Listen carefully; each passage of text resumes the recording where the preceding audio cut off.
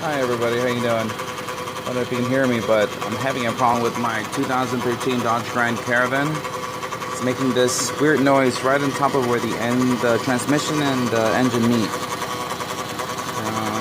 You can hear the noise coming from this area right here. I don't know if you guys can hear it.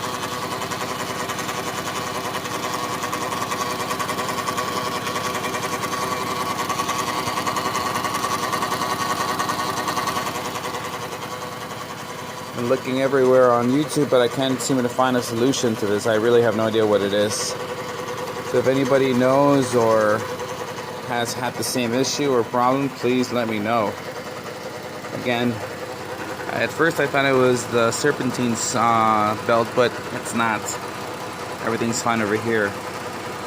The noise is strictly just coming from up here.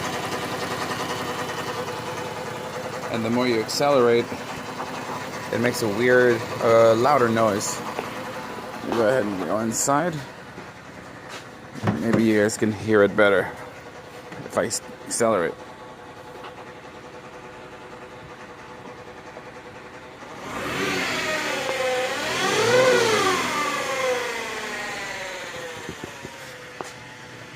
I'm sure you guys heard that.